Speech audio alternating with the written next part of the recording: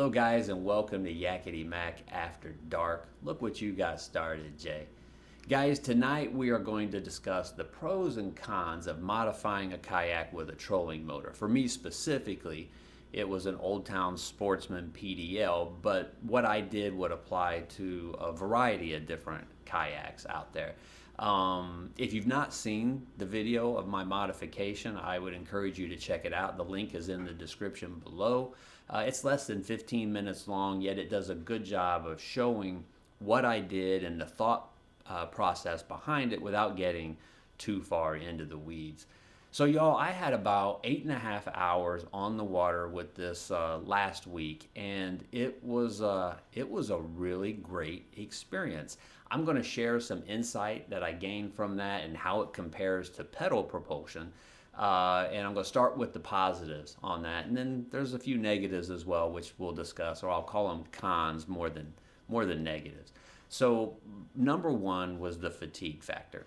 And guys, that was the main reason I wanted to do this modification, was because when you spend 6, 7, 9 hours on the water and you're paddling or pedaling, that can get exhausting, especially when the summertime comes. It's even more so. And after 8.5 hours on the water, covering quite a bit of distance, and I'll talk about that in a moment, I was not exhausted like I would be had I been pedaling. My legs did not feel like jello at the end. It was really quite nice. The fatigue factor was not present. I actually felt pretty good at the end of that tournament. And so that was a really nice benefit, and the main reason that I was looking to do something like this. The second benefit, which really piggybacks off of that, the second positive, is that I was able to cover more water. In that tournament, guys, I estimate that I covered somewhere between 4 and 5 miles, which may not seem like a lot. You may paddle further than that, but I am a very slow fisherman. It is not uncommon at all for me to stay in one cove for 2-3 hours, especially if I'm getting a bite, and really work an area over. So for me to cover 4 or 5 miles in total, that's pretty impressive, and still fish the way that I fish. And so that was a huge benefit. And so what that allowed me to do as well, because I was able to cover more water with less effort and in quicker time, is I could stay out longer.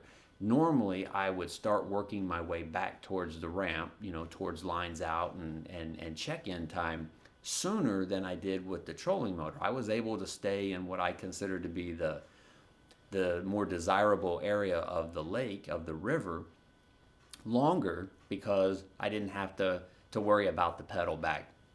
So that is a definite benefit, number 3. And number 4, a great benefit, is the tight turning radius. By having the motor kind of closer to the bow and then also having a rudder on the back, it's about as close to zero turn as you can get in a kayak. And you'll see right here, I'm able to make some pretty cool pivots, do a 180, do a 360 right there in the water. It's not true zero turn, but it's about as close to zero turn as I think you're going to get in a kayak. So that was really cool, and that came in handy several times when I wanted to come back and hit a spot again. So maybe I had thrown top water at a particular section of the water, and I'm like, okay, nothing happening there. Let me go right back at this and throw some soft plastic. I was pretty much able just to do a 360 right there, pick up a different pole and start throwing at it. So that was a really positive benefit of having that trolling motor. And then another positive, I think this would be maybe number 4, somewhere around there, I don't know, I've lost count, is it's low battery consumption. You can see here, after all day on the water, I only consumed 24% of my battery. Now I've got a 100 amp hour lithium battery, and still though, I only chewed up less than a quarter, right at a quarter. And the reason I list that as a positive is because if you don't have a battery like I did at the start of this, you could go with a 40 or 50 amp hour battery, save you some money, save you some weight, save you some space, which is always precious on a kayak. And on the Old Towns, you could actually place the battery probably in that front hatch area if it's small enough. You know, you get a 40, 50 amp hour lithium battery, and not really chew up any of your space in the back or anything of that sort. So that's why I list that as a positive. And then the cost effective would be the final positive. I did this for $350. Now again, I had a battery. But for about $350, I was able to do this modification, and it's easy. I'm not a engineer kind of guy by any stretch of the imagination, and it was a pretty easy modification for me to do once I made up my mind how I was going to do it. And so it's cost effective and it was easy. So those are the positive takeaways, guys. And before I get into discussing the cons, I'd like to ask you to do me a favor real quick and scroll on up and hit that thumbs up. Give me a like on this video if you would. And if you're not a subscriber, I'd love to have you subscribe as well. Okay, guys. So let's move on to the negatives or the cons. And the first one that I want to talk about is the stopping power. You don't have the kind of stopping power with a trolling motor that you have with a paddle or a pedal unit. You know, on a pedal unit, you're able to, as you're coasting up to wherever it is that you're going to start throwing to, you start reverse pedaling and you're going to stop almost on a dime. It's not working quite the same way with the trolling motor. The reverse thrust isn't, first of all, it's loud, and so you're kind of disrupting the area that you're in, and it's just not there to have the same sort of impact that pedaling backwards has. So you've really got to get good at anticipating and turning the motor off a little early and allowing the boat to drift. And then what I was doing is I would take the rudder and work it back and forth. So, you know, you're not moving very quickly, but the back end of the boat would do a little bit of fishtailing. And by doing that, I was able to slow down the boat's momentum and get it to stop sooner.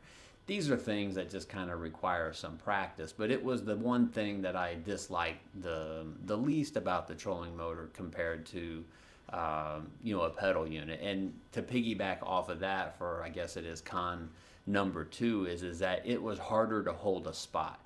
You know, you can't leave your trolling motor on or you're going to drift in whatever direction it is that you've turned it to. So you're not able to hold a spot quite as well as you are with a pedal unit, where you could pedal backwards, you could pedal forward a little bit, pedal backwards. So you're able to kind of maintain. I found myself thinking, okay, if I'm going to continue using this, I probably would like to have like an anchor stick. But in all fairness, I've been thinking about an anchor stick with my pedal unit as well. So I definitely found it, though, a little bit harder to hold your spot, which then goes right into the third con is that it doesn't handle wind and current as well as a pedal unit will. Look, no plastic boat is going to handle wind or current very well at all. But the trolling motor, again, because you can't necessarily leave it on, or you have to reach down and constantly turn it forward or reverse, it just didn't hold itself as well. You have to keep making a lot of minor adjustments, which actually goes right into con number 4. I found myself making a lot of minor adjustments throughout the day. Deal breaker? Absolutely not. Definitely not a deal breaker, but I did notice when I was on the water that I'm like, man, I sure am grabbing this handle and going forward, going backward, you know, turning left, turning right quite a bit. And who knows, maybe I've just become so accustomed in the pedal unit to doing the same sort of thing with the rudder and my feet that, you know, it just stood out to me since I was doing it with my hands and you know, the extension handle on the trolling motor. But I just found myself doing that, you know, quite a bit. And then the last con would be shallow water, which I knew was kind of going to be an issue. I've got experience with a trolling motor, so I knew that if I got hung up and had to go up into really shallow water to retrieve a lure, that it was going to be a little bit more of a hassle with the trolling motor, and indeed it was. You know, I would disconnect it. That's not a hassle. I've got the Minn Kota quick disconnect. I was able just to disconnect it, raise it up, and then go in and get my lure. Not as easy on the pedal unit. A lot of times I won't lift the pedal unit when I'm going in shallow. I mean, those things are built like tanks on the OldTown. But I won't pedal in there, but I will coast in there or even use my paddle to get up into really shallow water. It is rare that I lift my pedal unit up even when I am retrieving a lure. So those are the cons, none of them deal breakers, none of them big headaches, none of them a reason to not do the modification. So in summary, I guess I want to say that I am very happy that I did this project. I am very happy that I have the ability to put this trolling motor in, but it's going to be situational. It's not going to be a full-time trolling motor thing for me. It's not like, well, my pedal units are going to sit in the shed and never see the light of day again. It depends on the body of water that I'm going to go to as to whether or not I will pedal or power. For example, the tournament I was just in was a long and narrow river. I'm going to use a trolling motor at that type of venue all the time. It's just better for covering water. It's better for getting to where you need to get to without wearing yourself out, and it's quicker. But in the upcoming tournament that we have here later this month, from my understanding, I haven't been there yet, but my understanding is that this is a chain of small lakes and a lot of cypress trees. And so you kind of have to meander your way through these cypress trees to get from one of the lakes to the other. So I definitely think that that's going to be pedal all the way. So what's cool is that I have sometimes thought, man, should I have gone with the 106 MK? Should I have gone with the 106 powered by Minn Kota? And now that I've done this modification, the one thing I've realized is that I kind of have the best of both worlds now. The thing about going with something like the MK or even an autopilot for that matter is that you only have one option. I've got options now. Depending on the weather and depending on my mood, depending on the body of water, I can go pedal or power, and that's pretty cool. And so then, I'm a want my cake and eat it too kind of person. And so I thought, well, can I have both? And I have been kicking around an idea that might allow me to have power and pedal on the same trip. And so here's what I'm thinking, guys. If I were to do something like this, I would probably get this mount like what you see here, which is a pontoon mount for a trolling motor. And I would actually mount that on the underside of the floor insert. And then I would run the shaft up through the floor insert and have my depth collar up top so that the head of the trolling motor is only sticking up a few inches on the top. So steering's not really going to be a thing, right? This would just be used for propulsion. But my thinking is that I could have my pedal unit on board as well. And I've actually experimented with this. You can take your PDL unit and turn it to where the prop is facing toward the front of the boat, set it down into its groove like always and latch it in. And then when I get to where I'm going, I would simply disconnect the trolling motor, lift it up out of the floor of the kayak, turn around and set it behind me, turn my pedal unit around, drop it in, and have my pedals. So I'm like, okay, there's a possible way that I can have my cake and eat it too. The question is the juice worth the squeeze? I'm kind of thinking that it's not. I'm not saying 100% that I'm not going to experiment with that, but I think I'm probably better served by just having one or the other and making my decision as to which one I'm going to use prior to my fishing trip.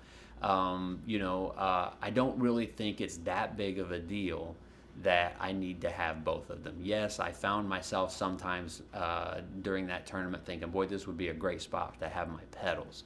But I never found myself not able to do what I wanted to do because I had the trolling motor. So I really don't know that it would be worth the time, effort, and expense of modifying my modification, guys. So that pretty much wraps it up. If you've made it this far, I appreciate you sticking around. And if you're not a subscriber, man, I sure hope you will subscribe. I do appreciate you guys watching. I'm going to be making another After Dark video here coming up shortly. A subscriber has asked me a question that is going to be, I think, an interesting topic. Whether you have subscribed to me through my kayak content or you have become a subscriber through my Pelican Bass Raider content, the next episode of After Dark is going to have something for both of you. Should be an interesting topic to discuss, and probably generate some spirited opinions after that particular show. So guys, thanks again for sticking around. I appreciate it. And hey, look, like, comment, subscribe, share, and no matter what you got going on, even when it's after dark, always take time to get outside and play.